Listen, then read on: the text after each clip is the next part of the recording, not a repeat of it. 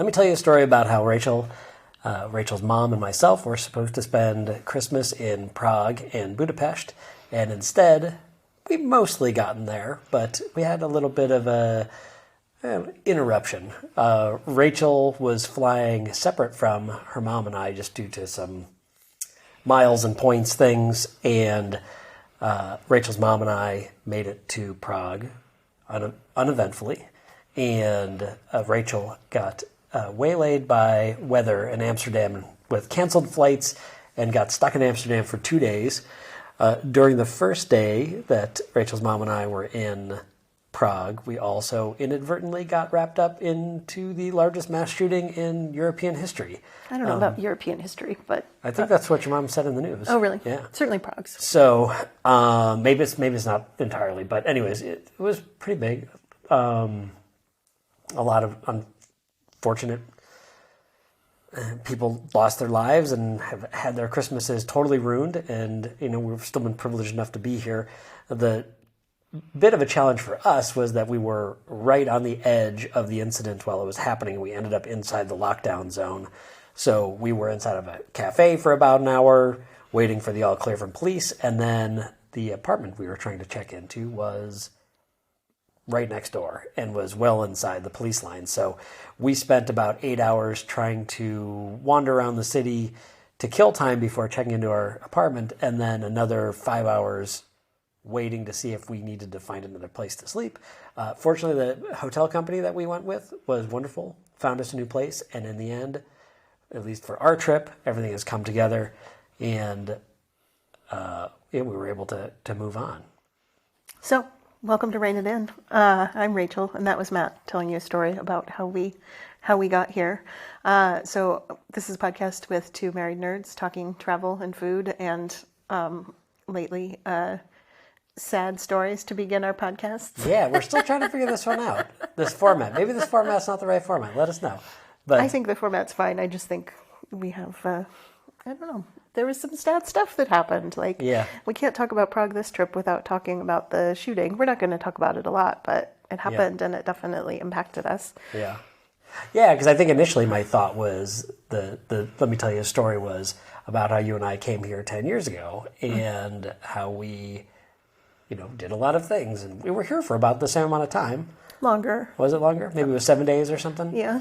And we've eaten a lot of similar food. We've drinking a lot of similar beers.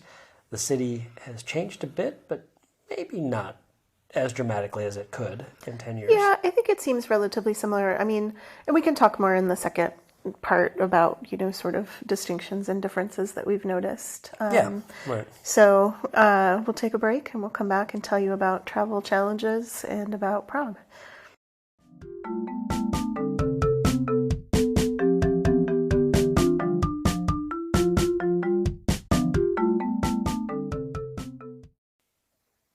So I should also add, it's actually Christmas, which is the second time we've done Christmas outside the United States. Yeah, with my mom. Yeah. 6 years ago, we were in South America. South America. Argentina specifically at the time. It's a little weird to be traveling during Christmas because it sort of just throws off your whole routine, but it's also... It's nice. I mean, here it actually feels like Christmas, very much like when we were at Iguazu Falls, it felt like, we were in the jungle, not like Amazon adventurers or anything, but we just spent Christmas looking at these waterfalls in the jungle. Yeah. And so, and it's summer, warm. Yeah. And it's hot and it didn't feel at all Christmassy. Whereas here, everything feels very, very Christmassy. Yeah. Well, we are here for the Christmas markets. Yeah, exactly. So Rachel's mom, earlier this year, suggested that she wanted to come see the Christmas market. She was hoping to come last year. Complications didn't happen, and she wanted to still do it. And so we thought it would be an awesome opportunity for us all to come. Mm-hmm. We have seen some Christmas markets. We'll talk to you about those in the second half. But for the first half, you got stranded in Amsterdam for 2 days. But Amsterdam is one of your favorite cities. Yeah, it's true. I mean, there are many worse places to get stranded. So I got to Amsterdam and I had a 3-hour layover before my flight to Prague was supposed to leave. Coming into Amsterdam, we were slowed down. We had to circle a fair amount. And they were, I'd gotten alerts about weather and stuff, but I wasn't really super worried about it. We landed and I, looked up flights, and the flight before mine was canceled and the flight after mine was canceled. Mine was still supposedly going out. So I was there in the lounge for about an hour, and then... And it gave all those other people on all those other flights an opportunity to rebook before you knew you had to rebook, I'm sure, right? Yeah. After I was there for about an hour, then my flight was also canceled. So, which I was kind of anticipating, and I knew it was going to be a mess, and I knew the weather was supposed to be bad the next day. So I sort of just accepted the fact that I wasn't going to get out until Saturday at that point, which is, exactly what happened. So I worked with Delta over chat, and they were really kind of like, have you tried to talk to a gate agent? And I was like, no, I'm in this lounge and I don't want to leave. Not necessarily I don't want to leave, but I'm in this lounge and certainly I wasn't at my gate, right? And so once I got a flight kind of settled, I was like, okay, well, maybe I will go check in with, someone from KLM and just see what they have to say. And I walked out, and the block to talk to the representatives the line to talk to the representatives was at least several blocks long. And so I was like, okay, well, never mind. I know I'm on a flight, it's fine. I don't think I'm going to get on anything sooner. Even if I got on something on Friday, the weather's supposed to be bad. So it might get canceled, and then who knows, what'll happen. How did you choose the place that you decided to stay at? Because they didn't hook you up. No, because it was weather related. I did have to pay for lodging, and I had to buy clothes because my suitcase was not with me. So that was a little bit annoying. I went to booking.com, which is what I've been using often lately. I looked for places that were highly rated. Not sponsored. Not sponsored. I looked for places that were highly rated, and that seemed like within my budget, and found one that I loved. It was great. It was really, really nice. Mr. Jordan with 2 A's hotel. Great neighborhood. It's just near the Anne Frank Museum. So it's on that kind of west side of the city. Easy to get to from the train station. It was like a 20-minute walk. I mean, it was raining for part of that, which was not my favorite, but it was still easy to get to. And it was a tiny, tiny room, but that's all I needed as a solo traveler. Yeah. It had everything I needed. It had a little desk and chair and, closet, nice bathroom, tiny bed. It was just incredibly compact. So, but I do really recommend it. Nice breakfast. If you're in Amsterdam, they have bigger rooms too, but if you're in Amsterdam, especially if you're there as a solo traveler, I would check it out because it was only around $100 a night, which is not bad. And it was in the heart. Yeah, and it was in the heart. And it was, clean, super friendly, just really, really pleasant. Because I think that's an easy walk from the main train station there too. So if you were coming in or going somewhere else, you could easily lug a bag. Yeah, or you could take a tram, to closer to where it was. I just decided to walk, A, because it was a little bit rainy and so the trams were super crowded, and I was just like, and B, I just like walking around Amsterdam, so I was like, even though the weather's crappy, I'm still just gonna walk. And that worked out well because I, ended up stopping to buy a bottle of wine, and while I was there, I asked the lady who was working there or owning the shop where I could buy cheap clothes because, I didn't have any. And so she gave me directions to a shopping area where I went to a Uniqlo and bought, a couple days worth of clothes. And that was convenient because you could buy everything, underwear and all of your, everything in one place. So I didn't have to go to multiple shops, which I definitely was not. Did you take the train from the airport too? I did take the train from the airport to the main train station. Yeah. On my way out, I took a Bolt, which is like Uber, because it was where I am when I left. Yeah. So, you did a little bit of tourism while you were there. We were definitely sad to not have you here worried of whether it was going to come, whether you were going to make it, because even the night before you had to wake up at 3 o'clock in the morning or 4 o'clock in the morning. Yeah, I woke up at 2:45. That I got another alert saying that the weather was going to be bad the next day, and they were already canceling flights in the afternoon, right? And then it turned out there was a bomb threat at the Prague airport that afternoon too. So fortunately, you got up super early and you made it here. I did, and I was very, very tired, but in retrospect, very happy because if I had come in later in the afternoon, my flight would have been canceled again because of the bomb threat. So I did have to fly to Belgium and then to Prague. My flight to Belgium was 25 minutes long. I got bumped to first class for my 20-minute flight. Yeah. And so I got a very nice little thing of juice that not everybody got, and a cookie. So, I guess it was worth it. status matters. But Also, I'm going to interrupt for last time we talked about favorite and least favorite airports. We've both been to 2 new airports this time. yeah, Belgium is way down there. Amsterdam's airport is fine. Belgium, Yeah, I actually, not fine. I feel strangely connected to Amsterdam's airport now because last year when I was coming back from India and I was not feeling well at all, and I'd been traveling for Already probably 5 20 weeks. hours. Yeah. Well, I'd been left the U.S. 5 weeks earlier, and I'd already been traveling for well more than 20 hours, and I got off the Amsterdam airport, and it just smelled familiar to me. I think I talked about this on another podcast, and I was like, okay, I can do this. I only have one more leg.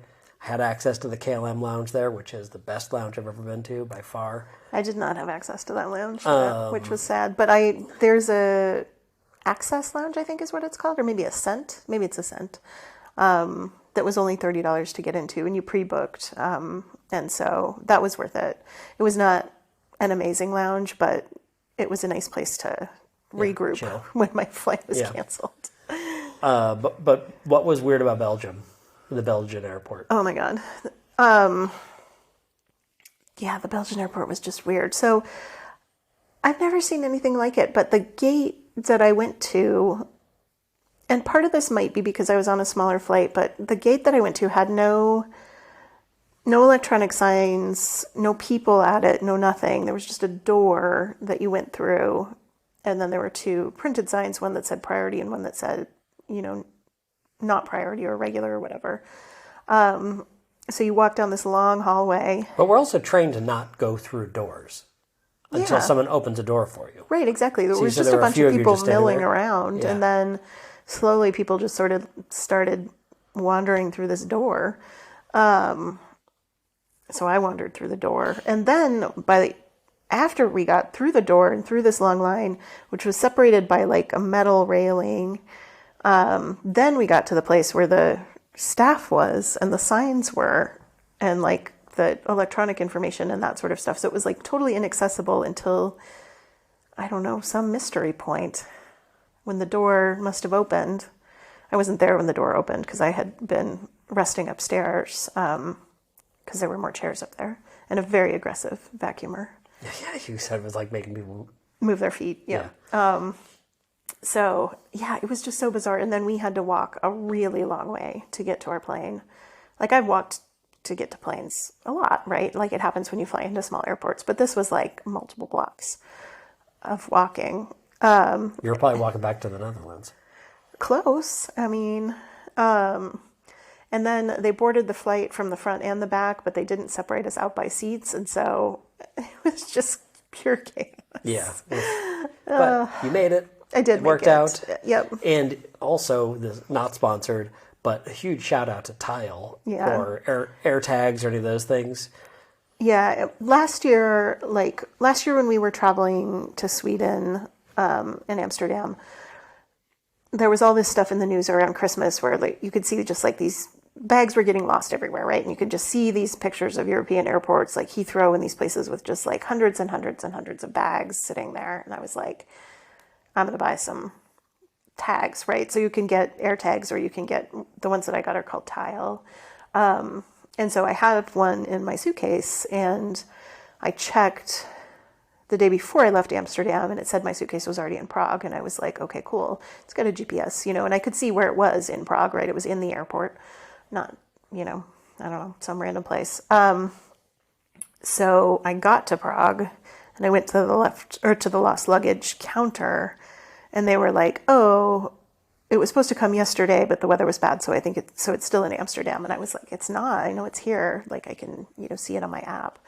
And so I made it make noise, as it is supposed to do, and I found my bag. So you found it? Was it like in a pile, or you did it and they found it like in the back somewhere or something? No, like that? it was in one of those seas of luggage. Oh, yeah. Wow. So, so yeah, I was super grateful to have that because if I didn't know that my luggage was in Prague, I would have assumed that it was in Amsterdam. It was not doing anything in the Delta system. I had checked because I still had my tag number. I don't know when it would have made its way to me. Yeah. But I was really grateful that, it was quick to get it. And, I made it to the apartment that we're in with my bag in a relatively reasonable amount of time. Yeah. And so while Rachel was in Amsterdam, also getting rained on, Rachel's mom and I were running around. I don't know why I'm not using your mom's name. I think Vicky. Okay, fine. I wasn't sure if we were going to or not. So anyways, we were with Vicky and I were just running around Prague a bit, but the first half day we were here was all just trying to get into our apartment and waiting and not knowing what the hell was going on. And second day, fortunately, everything was back open again so we could access it. The apartment people were really pretty nice. I called them at one point and was like, so we can't get to the entrance of the place to check in. And he was like, well, we got notification that there's an all clear, so you might just need to wait a little while. And then a little while was a few hours. And then they called you, right? To ask when I was checking in, yeah. Yeah. And my response was, what country are you calling from? Because I was like really confused because I had checked into my hotel not very long before that, maybe like 15 minutes. And I was just like, wasn't sure, jet lagged and confused. And I was like, are you calling from the Netherlands? Are you calling from Czech Republic? What's going on? But we got it straightened out. Yeah. Pretty but quickly. They hooked us up with a second apartment to stay in. That was like 6 minutes from this place that we're in currently. And we were sort of halfway there. So it was literally 2 minutes from where we were. We were just hanging out, getting a coffee, killing time. And like we talked about, in the last one about Philadelphia, like this is a similar thing to Sonder or Central or any of those other ones that I've talked about, right? It's just called Adrez, ADREZ apartments. And yeah, there's a few buildings that are tourist apartments, but they don't have daily housekeeping and they don't have reception, right? So yeah, you do have to kind of navigate things a little bit differently. Yeah, but they're a professional setup. You've got like an app that now you can download an app. You don't need to download an app, but that you have like an electronic key basically that you can use, or you can use a code. It feels safe. It feels nice. So, but our first full day here, we were just shuttling from the other place to this place, which wasn't that hard, but, and we don't have a lot of luggage, but it's just, it's enough. We got 2 small roller bags and 2 backpacks effectively. And it's hard to roll a bag in Prague. Yeah, there's a lot of cobblestones. Yeah, the streets are not flat. And then we checked in and we were just relieved to be checked in. And we kind of spent a lot of that first day just being a little, I wouldn't say zombies. I mean, a little bit of jet lag, but it's just kind of emotional lag from emotionally hungover from everything. Just seeing how sad it was, how many people were killed, and kind of realizing that we were around the corner from all this stuff that was happening. I never felt like we were unsafe. There was a bunch of people just like standing around outside because I think everybody was really confused. And then I'm very certain that I heard gunfire happening. Or what at the time I was like, I think that's gunfire, I thought to myself, and to not worry your mom too much. I was just like, hey, we're standing in front of this cafe. Let's just go into the cafe. So we went in and we got some coffees and we got some like probiotic sodas and a carrot cake. And then while we were sitting down, it became a little more clear that what was going on. But it was nice because then the proprietor at the coffee shop was not a Amsterdam coffee shop, but actually a cafe. Right. Was sort of keeping us in the loop. She spoke English, and she was like, "Okay, we've got the initial all clear that they think everything's done, but they're doing a sweep of the area, so it's going to be a little while longer." So it was kind of nice. We had a little bit of communication with someone who could kind of help us what was going on. Everybody was obviously very curious and interested about what was going on. But then we put the newspaper together like 2 days later, the timeline, and we were on the street when everything like a block and a half from it when everything happened. We were a block away when the police hustled us down a side street, and our apartment is like half a block from the whole thing. So we were a lot closer than we realized, and like timing wise, they said like he was on the roof and shooting at like 2:14 or something like that, and your mom had taken a picture of the street with all the abandoned cars in it at 3:10, and that was. But then we stood around for a little while, and that's when I was like, "Why don't we go inside?" So I think that was exactly what was happening. So just pretty unreal. The town is really interesting. Like there's a sea of candles out front of the university building. There's black flags on the street, like where I normally have the banners that are like, go to this museum or whatever. Those have all been replaced with black flags or black banners.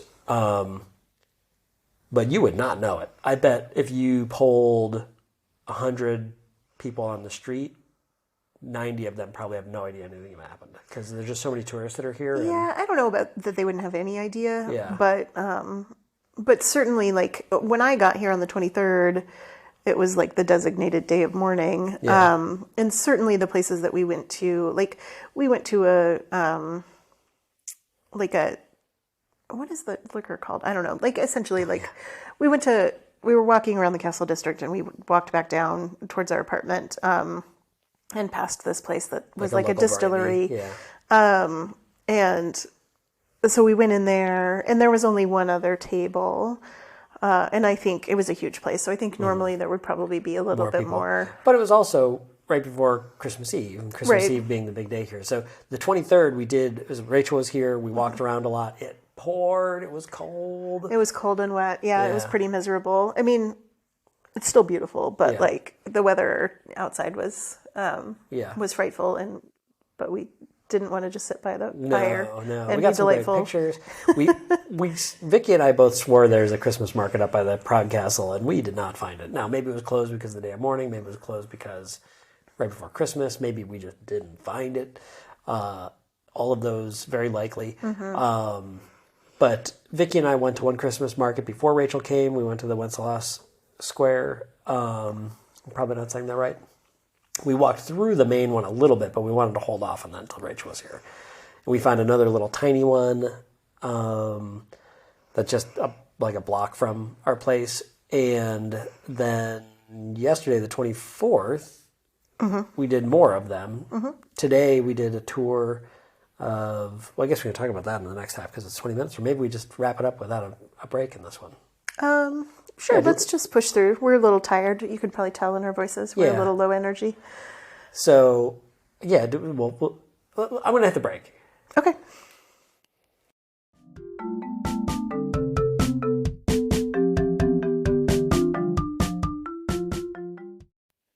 When we were here in Prague last time, we decided not to do kind of the Jewish cemetery or any of the Jewish tourism, and instead went for a really nice walk through the park because it was a beautiful day. And I was like, I don't really want to spend today inside in the museums, especially because we had had several rainy days in a row. So we had just done several days of museums. Right. Yeah. And so I was like, today let's like go, on an outside adventure instead. Yeah. 10 years ago, you were still finishing up your book as well, weren't you? Yeah, my book came out 7 years ago. So, I definitely, that was still like in process. So Rachel has a book about young adult literature and the Holocaust. So Tolerance, Discourse, and Young Adult Holocaust Literature. You were, I think, needing a little bit of a break as well. Yeah, and it would. I was definitely interested, but it wasn't sort of at the top of my list. But this time when we came back, I knew that I did want to do that stuff. So we booked a tour today on Christmas of the Jewish Quarter, and it ended up being really interesting. So it was well worth it. It was through Viator, is that right? The guide was a local Jewish guy. He's lived here forever, although I don't know if he's only lived in Prague, right? He spoke English and Russian. I mean, he had to learn Russian as a kid. And so he was really, he's also a teacher. So, he has a really good sort of way about him. He has a bunch of jokes and that kind of thing. So it was well worth it, I think, getting the tour, because I wouldn't have gone to everywhere that we went, because we ended up going to 5 different synagogues. Although one of the synagogues is now a Holocaust memorial. So, and some of them are museums of Jewish culture. And then some of them are still, active. I think only one of the ones we went into is still active. That's true. And one of the things that he did say today is that, before the Holocaust, in Czech Republic, or Czechoslovakia at that point, was one of the first countries taken over by the Nazis, right? And not taken over, not like aggressively, right? Instead, like annexed, essentially. By the Nazis, as opposed to, right, like World War II actually starts when they invade Poland, but there was no invasion of Czech Republic. So anyway, the Jews that were in Prague had a, Jewish quarter that's been here forever, basically. Since what did we learn? Like 12th century or something? Yeah. And so, but there were about 100,000 Jewish people here at that point, and now there are about 1,500. So I think he said after the war there were only 1,500. Yeah. So. And so you can imagine the need for synagogues precipitously dropped, but the buildings are still beautiful, and they're still in the Jewish quarter, and they're like being put to good use as museums and then a memorial as well. One of the things that struck home to me during that too was that he said when the Nazis were here, they had left the synagogues because they were going to be a Jewish museum to an extinct race. Yeah, they were saving them and creating these propaganda museums that would, continue to reinforce their reinforce the idea of like the Jews as an inferior race, right? And that was something that I didn't know about. Right. I'm just looking up. He also recommended a book called IBM and the Holocaust. Oh, right. So, but before you jump onto that one, but that he sort of felt it indirectly was a positive for the history of things because so many other synagogues were destroyed. They didn't destroy these synagogues. Right, exactly. Because they were going to be part of this. So when they were defeated, they could be returned to, the Jewish people. And, right, because, especially like so many of them in Germany are all destroyed on Kristallnacht, which is in November of 1938. And the same thing doesn't happen here, right? That they preserve them in order to turn them into sites propaganda machines. Yeah. I got really interesting kind of information about, because I know a lot of Holocaust stuff, but I don't specifically know a lot about like Czechoslovakia and the Holocaust. Other than, last time we were here, we did go to Theresienstadt. I don't speak German, which was the concentration camp that existed here in the Czech Republic that was set up to be like a propaganda model for the Red Cross. So they would send the Red Cross in and say, this isn't that bad. Right, exactly. And then, of course, after the Red Cross came, they would just clear out everyone and send them to the other death camps. So, So tour was well worth it. Mm-hmm. Interesting too how like two of them were like connected, well, through the cemetery. Mm-hmm. So and the Jewish cemetery has been there, as long as the Jewish quarter has. So they would bury. They would just build layers on top of graves, like 2 feet of dirt, and then another set of graves. Yeah, he said when it got full. They think there's 12 layers of graves. Mm-hmm. Yeah. So, which is pretty fascinating. And so when you see pictures of it, and we'll probably post a picture from the cemetery, and maybe one from the Spanish. And that was all synagogue. from like the 1300s to the 1800s, though. Yeah, so no one's been buried really there in the last couple hundred years, but yeah, it's really interesting. So yeah, I mean, if you're at all interested, sort of in histories that you may not know as much about, I would recommend. Well worth it. One of these tours. It was 3 hours. Yeah, Peter from Prague. PeterFromPrague.com. Yeah, that's his website. You can probably book directly through that too. So that was one of the things that we did. The opposite of Christmas things, right? We did so many Christmas things, and then we took Christmas to do, or at least part of Christmas to do non-Christmassy things. Yeah, very much so. Specifically. Yeah. I was very surprised at how full the tour was. I thought because it was Christmas that it wouldn't be quite as popular, but it was packed. Yeah. But the primary thing we were coming here for was to go to the Christmas markets. Vicky and I made it to 5. Mm-hmm. I don't know if you can hear this. The restaurant downstairs is wheeling around a dumpster or something. Yeah, probably not, which is good. Yeah, we went to one without Rachel. We went to the main one in Old Town Square. We went to a little tiny one that's near some sort of book sculpture that's really popular on Instagram. There was a huge line of people for every day. It's so funny. I mean, because it is a cool book sculpture, but I don't know. I think that I would probably see just as good of pictures on the internet because it's not very big. I mean, it's cool, but but I'm not going to wait 2 hours to take a picture of it. Definitely not. So it was very strange. We did but there go was also and see a little sorry. right there, another little market. Right. I was going to say we did go and see other impressive books, though, because we went up to the library at the monastery. Strahov Monastery. Yeah. Which we only got to be there for a little while because that was the day that I got in so late. And I really needed a nap because, like I said, I got up at 2:45. So we made it up to the monastery late. So we really only got to see the library, but and the Cabinet of Curiosities, and there were a bunch of globes. It was really cool. That's also a thing that I think would be worth doing. I'm glad we said that. I would have explored, the complex, the monastery complex more if I had an opportunity. But the Saint Norbert monastery complex or whatever. Yeah, we got some beer there because there's a brewery restaurant, and we walked through the Prague Castle, failing to find another market there, but saw some beautiful areas, things we didn't see last time we were here because we went through the Golden Row. Yeah.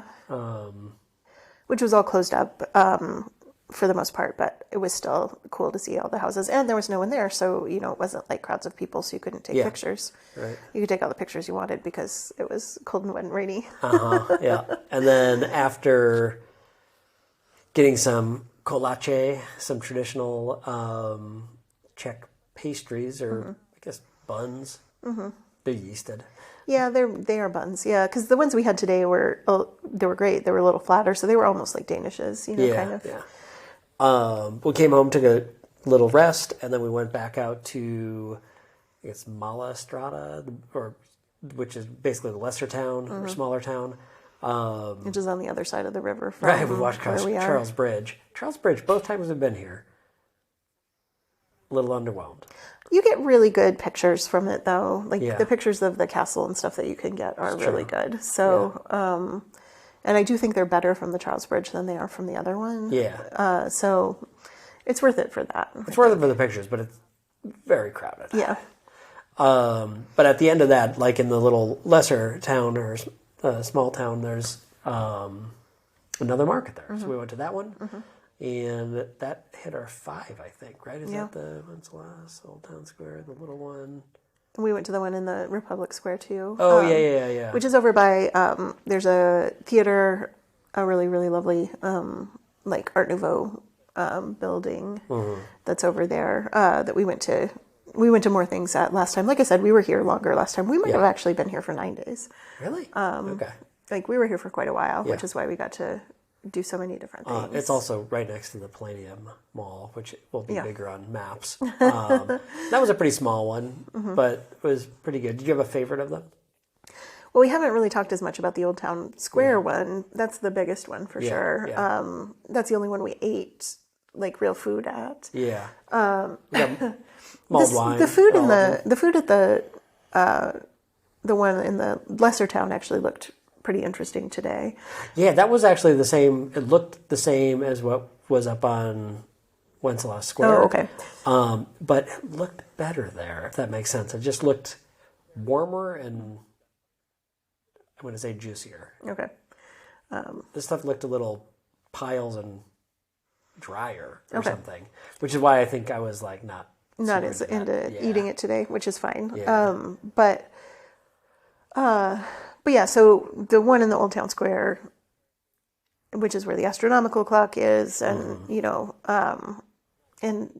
just as kind of where we sat there and people watched a couple times last time we were here. But it's definitely, I think that one was my favorite just because there's so much more. There was a lot more going on. We bought some stuff.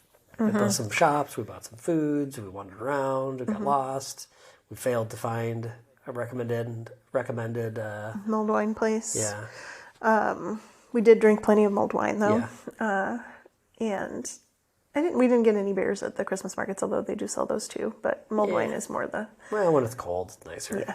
Yeah. Definitely. But we got a sausage there one day, and we got potato chips there today. Freshly made potato chips. They were great. And so, those were good. I think if you want to just kind of see people hanging out, if you want to see people's happy dogs, there's a lot of happy dogs in Prague. A lot of happy dogs in Prague, yeah. And as my mom pointed out, they don't bark. I've seen one dog barking here so far. I've seen probably 50 dogs. Oh, way more than 50 dogs, probably. And I've seen like one bark. Yeah. So good on you, Prague dogs. Yeah. Well, that's our Prague Christmas episode.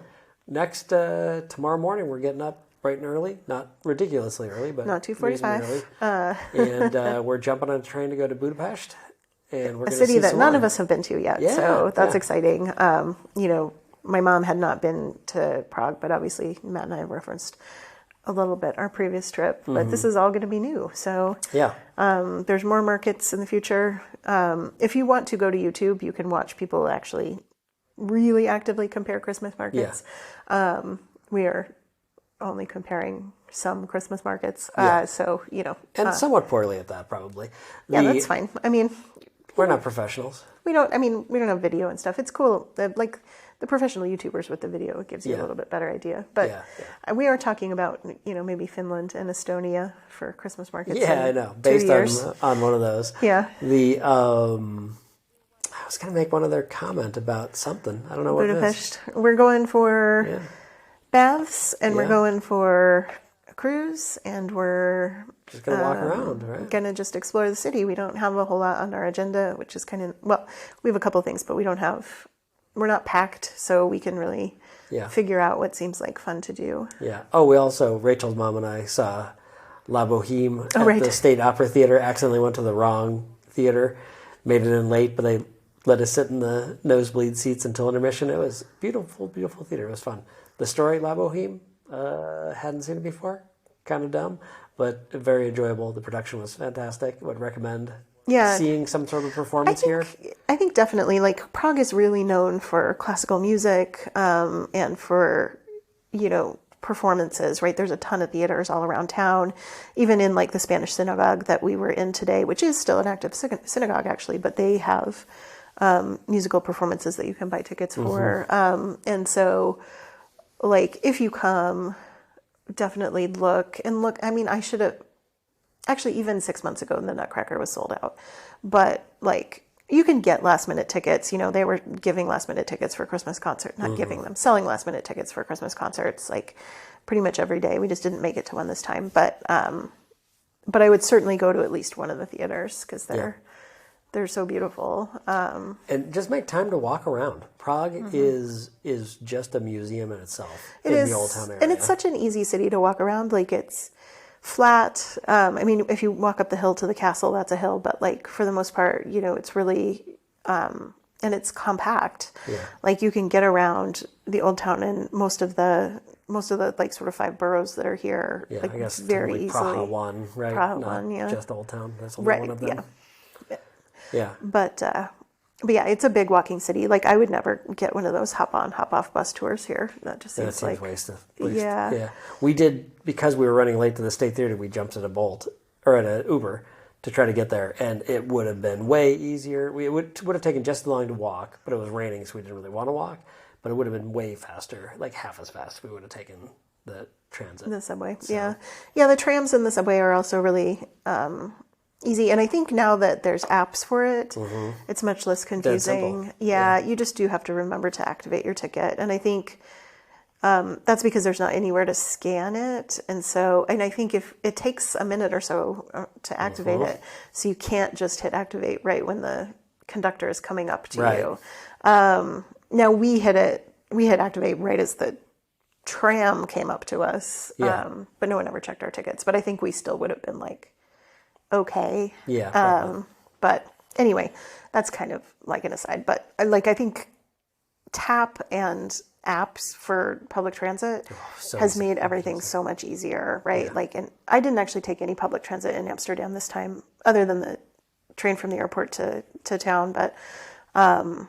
But just being able to do the tap on, tap off or the app, so you don't have to stand around and figure out a different language at the machine, and you're not in Rome and needing pennies. I'm sure that doesn't work anymore that. No, I'm sure it doesn't anymore. I freaking hope so. 21 years later, that you still don't need pennies. Anyway, that's a different story. All right, well, let's wrap it. Yep. We're going to be on a train, and then we're going to be in Budapest, and then we'll be talking to you again at some point. Yep. All right. Indeed. Thanks for joining us.